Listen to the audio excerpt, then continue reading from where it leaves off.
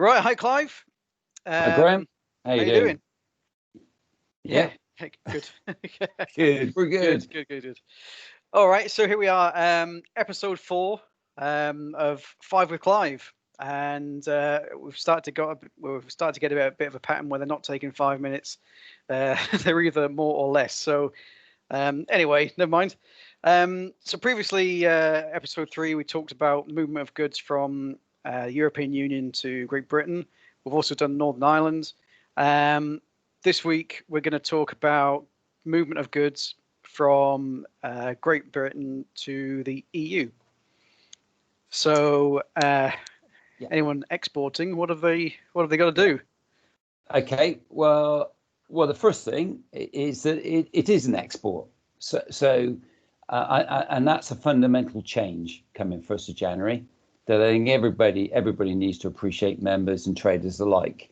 Is that what we're now looking at is not a departure of goods to the EU. What we're looking at is an export of goods to the EU. So that's fundamental. And what that brings are customs requirements and processes associated to that movement. So that's a fundamental change, Graham. We talked about that last week about the import side of things, and obviously, you know, the changes that are coming from the 1st of January for imports. I think we've got immediate changes for 1st of January. So where we've got a phased kind of implementation on imports, particularly around the implementation of GVMS system, what we've got is our bigger changes, I think, and earlier changes, if that's the right word, from January for exports. Okay. Although in saying that, GVMS again is delayed. So GVMS comes in for Northern Ireland 1st of January, and also for transit movements. So common transit movements is going to be used. So that's where, you know, goods come in, say, to the UK or to GB, sorry, from EU, and then move on to, say, Northern Ireland or the Republic of Ireland, say. Okay. That's where common transit is likely to play a part. But for January, then GVMS isn't a requirement. It gets it, and it will be again delayed and come in for all imports and exports 1st of July. So I think that's important to clarify. Come January. But again, as we talked about last week, members, traders engaging with their supply chain, absolutely imperative they do that. You know, sat here tonight, I think we've got 35 days, is it? 34 days to go to the EU exit. About that. Is that, yeah? So you know, what members do need to be doing is engaging with their supply chain to get clarity in terms of, does everybody in the supply chain understand what we're heading for and what the changes are, and that those changes have been and will be addressed. An example being, you know, our members do need to employ a frontier agent first and foremost, because that they've got to effect a customs declaration from the 1st of January. Okay, now that 1st of January is going to be what we call a combined export declaration, which it is now, to be fair. So there's an EAD aspect and an EXS aspect to that, as it is for rest of the world exports. So that's going to be a requirement, and they're going to need to get an agent to do that themselves. Now, you know, HMRC will tell traders that they can do that themselves if they register for NES, and be able to effect those declarations via that web portal. I would, as I keep saying, and I've said on previous 5 with Clives, is that you need to employ an expert and an agent to do this for you, because accuracy is paramount. Yeah. Okay. So that for me, first and foremost, speak to your supply chain, and that's your customer, to make sure they're clear on what their requirements are in the EU. Because as much as we need an export declaration from the UK, from the 1st of January, there will be an EU import required. Now, we're not going to go into that today because that's too much, too much granular detail. But there will be an import declaration required in the EU, both for customs and safety and security declaration. So it's important that, again, can't emphasize this enough, is that they talk to their supply chain, including their hauliers as well, to make sure they're clear in terms of the requirements. Because although GVMS is delayed to the 31st of January, we have what used to be called, I think, smart freight, but is not the greatest of services, named services, which is check your HGV is ready to cross the border service. Okay, I'm not sure what acronym they're going to come up with for that one, Graham, which they do like their acronyms, but I'm not sure what that's going to be in this case. But that is a requirement for the haulier to have a permit to access, and that's actually in place for Kent. At the moment, is in place for Kent, and you need a permit to be able to access Kent and the Eurotunnel and Dover. So there is, and if you are stopped and you don't have this permit, you could be turned away and actually fined £300 as well. Wow. So the expectation is, having looked at that system, is that that's going to be rolled across the other ro-ro ports for the UK.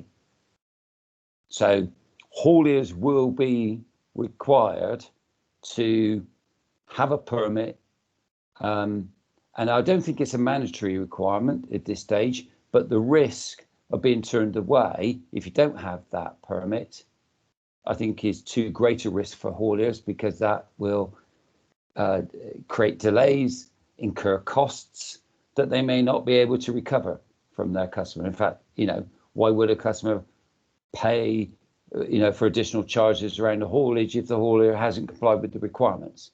So this is where owners of goods and exporters do need to engage with their supply chain to make sure everybody is aligned with the requirements and are in a place to implement those requirements.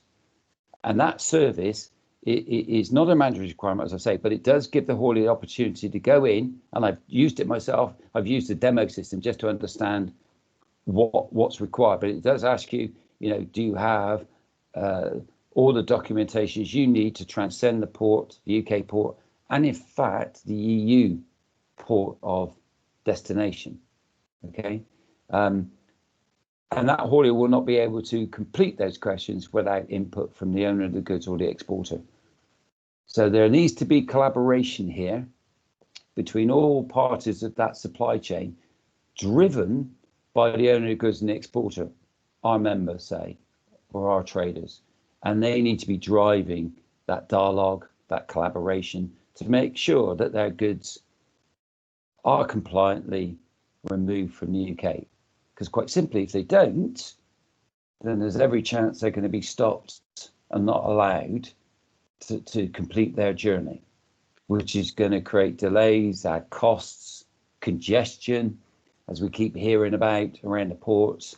And again, not to repeat myself, as I've said on particularly, say, last week's 5 with Clive, which was that, I see compliance with the requirements, or more importantly, non-compliance with the requirements, as the most likely cause of congestion at UK ports come 1st of January. Sure. So, and sorry. I was going to say that there's obviously a lot of rules, a lot of changes, a lot of rules out there which need to be followed. And this is the whole point of doing these sessions. Absolutely. Further guidance, further information, where can we find that? Yeah, again, as we've said in previous weeks, Graham, absolutely direct members and traders to HMRC website, to the HMRC website. We need to support that. But our great website, as you know, supported by yourself and updated and maintained by yourself, is a great source of information. And I would, encourage members to visit that, as well as follow our other social media platforms that you keep up to date. Is a great source of information and dialogue. and yeah, just I would stay away from the media and the papers. Really, is a source of information. I would strongly advise members and traders to ignore that and just focus on what's coming out of HMRC. Focus, what you're posting on our website, and concentrate on those. And the border operating model. I know it's a heavy read, 268 pages, but there is great detail in there in telling us what needs to happen and what will happen at the borders come 1st of January. We await for the FTA to be concluded. And I've seen some commentators around, discussing that recently, Graham, where we're into now, we're not sure the outcome of those discussions, but they do need to be concluded and soon.